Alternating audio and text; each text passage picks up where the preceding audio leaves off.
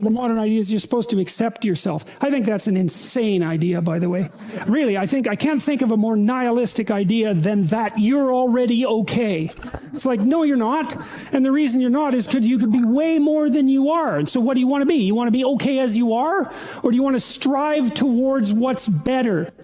Human beings are insufficient in and of themselves and need the movement upward. And so they need to conceptualize something like the highest good and then to strive for that. You should love and feel good about the person you are now. And that's actually a dubious proposition for a variety of reasons. One is, whatever yourself is not only what you are. Yourself is also what you could become. And so to love yourself properly is not only to love what you are, who you are, whatever that means, but to love who you could become. Now, one of the things I've observed is that it's very demoralizing for the typical young person who's miserable and maladjusted psychologically and socially if you just go to them and say, well, you should feel good about yourself, because they think you're good just the way you are. You're perfect just the way you are. You should accept yourself just the way you are. It's like, well, okay, so what does that say about who I should become? Is that just now off the table because I'm already good enough in every way? So am I done or something? What about who I should become? And then, well, how should I feel good about myself when I don't? Because I'm not getting along with myself. I'm anxious and hopeless and nihilistic and depressed, and I'm not getting along with other people. So how is it that that's all somehow something I should feel good about without being deluded? And these are complicated questions because you don't want to beat yourself with a stick, which might be the opposite of that. So, well, feel bad about yourself. It's like, no, be judicious and merciful with yourself and think that you need to accept yourself in some way, the way a mother accepts a child. But the maternal spirit is not the only spirit that governs the love that a child requires properly. You have the paternal spirit of encouragement as well, which is, well, we need to shelter and protect you and to provide for your security the way you are, but you could be a lot better and should be. And I have faith that you could be, which is the love that I'm delivering to what you're becoming rather than what you are. And so love that you direct towards yourself is partly directed towards that maternal care that's sort of the minimum precondition for basic flourishing, combined with an attitude of encouragement towards the possibilities of your being. And so that's a much more sophisticated so-called self-love, partly because it's the kind of love that envisions you as something that unfolds across time. And it's a much richer conception because it also implies that there's a responsible adventure to your life. You're not all you could be, and there's pain in that. And there's the necessity for a certain amount of judgment about that, and even a certain amount of exclusion, because what you are that is insufficient in some sense should not be allowed to propagate further.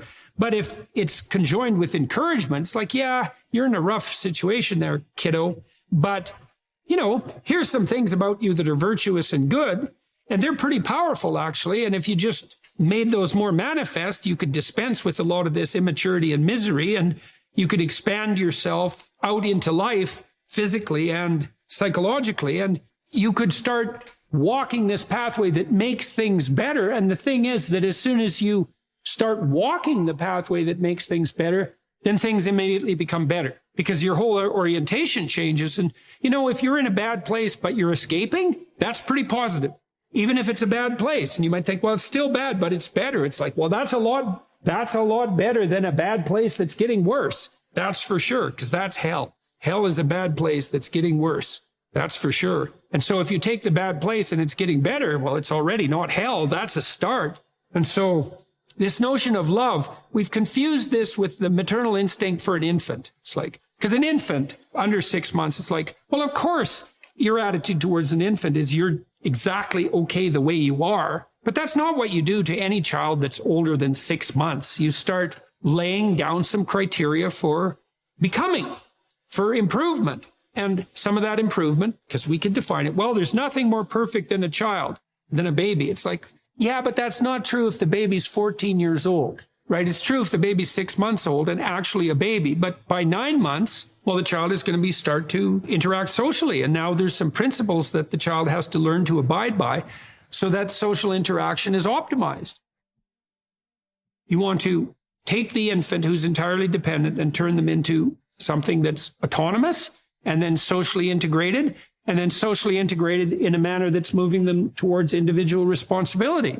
And the love is not only love that's devoted to what they are at any point, which is that encompassing maternal love, say, but the love that says, yeah, kid, we're pretty happy you're around, but the new you is going to even be better. And that's encouragement. And that's part of love. It's half of love, that's for sure. And you want to direct that to yourself as well. It's like, you don't want to judge who you are so harshly that you just destroy yourself and everything is cast into the pit. You want to take a look at yourself and say, look, you're a person among persons and you have intrinsic worth and you have your flaws, your sins, your domain of ignorance and inadequacy. But that doesn't mean that you're entirely worthless because of that. You have a base level value. That's intrinsic worth, let's say, that's reflective of the fact that you're made in the divine image in the most fundamental sense. You have intrinsic worth, and that's due a certain degree of baseline love. But there's the becoming problem. It's like, well, especially when you're young, most of you is still in the becoming phase. And so why wouldn't encouragement be the hallmark of love? It's like, get the hell up, get your act together, adopt some responsibility, put your life together, develop a vision, expand yourself beyond the narrow confines that are causing your misery. And we think you can do it. You could do it. You should do it. The world would be better off if you did it. You'd be doing better if you did it. Everything would work out better. Why would we not work to make everything work out better? And you're the person who could do it. And you tell young people that, and they think, oh, no one ever told me that before in that way. And they think, well, maybe I should get my act together. And then they go out and try to get their act together. And they think, well, turned out that worked. And I'm less miserable. I could try doing it a little bit on a broader scale. And they try that and they think, wow, people seem a lot happier with me. I have more friends and I'm more popular and I'm a little more physically attractive because I'm standing up a little bit straighter. And then away they go and unfold, man. Be a force for good in the world. And that'll be the adventure of your life. When you're getting ready in the morning, when you're working, or when you're simply looking to open your mind, download Mindset and listen to your favorite inspirational speeches of all time. Your brain is the most powerful weapon in the world.